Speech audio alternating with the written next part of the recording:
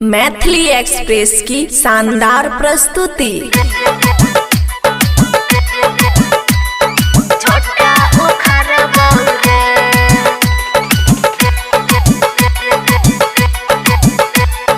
खुशी recording studio बलुआहा। कितना कहियो कोरिया तोरा रे, खूब कर छिकचार रे, सब मारैले फानै छो, केते सहियो लाचार रे, केते सहियो लाचार रे। कितना कहियो कोरिया तोरा रे, खूब कर छिकचार रे, सब मारैले फानै छो, केते सहियो लाचार रे।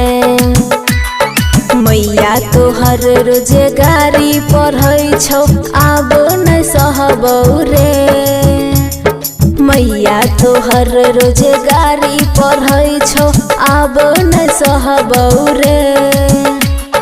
लड़तौ ते ओकरा अब नै छोड़बौ, झोटा उखाड़बौ रे।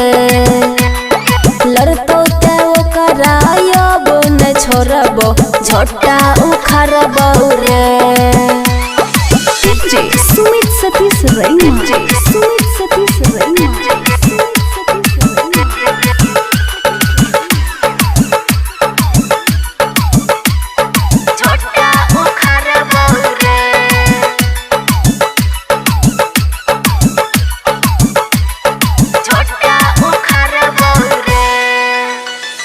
दहेज दे के है पापा जी हो हमर, केने छो तोरा से शादी, हे रे केने छो तोरा से शादी।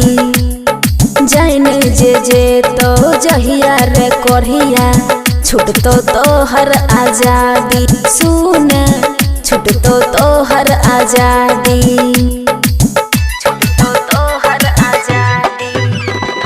दहेज दे के है पापा जी हो हमर, केने छो तोरा से शादी, सुन केने छो तोरा से शादी। जान जे तो सुन रे कोरिया, छूटतो तोहर आजादी, सुन छूटतो तोहर आजादी। कहियो नै डरबौ, केकरो नै छोड़बौ, सबके बतैबौ रे। कहियो नै डरबौ, केकरो नै छोड़बौ, सबके बतैबौ रे। लड़तौ ते ओकरा सुन रे कोरिया, झोटा उखाड़बौ रे।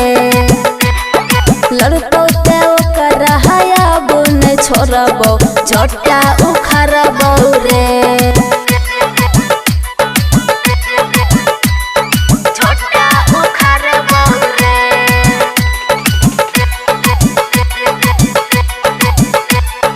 खुशी रिकॉर्डिंग स्टूडियो बलुआहा।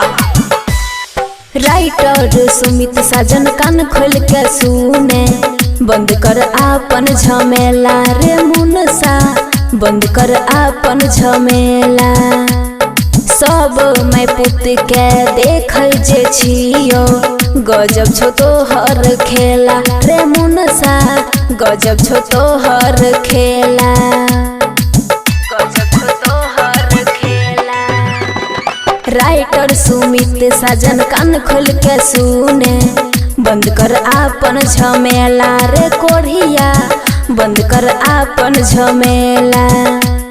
सब मैं पुत के देखै जे छियो, गजब छो तोहर खेला रे मुनसा, गजब छो तोहर खेला। नैहर हम जाके भैया बुला के, थाना भेजबौ रे। नैहर हम जाके भैया बुला के, थाना भेजबौ रे। लड़तौ ते ओकरा अब नै छोड़बौ, झोटा उखाड़बौ रे। लड़तौ ते ओकरा अब नै छोड़बौ, झोटा उखाड़बौ रे। खुशी रिकॉर्डिंग स्टूडियो बलुआहा।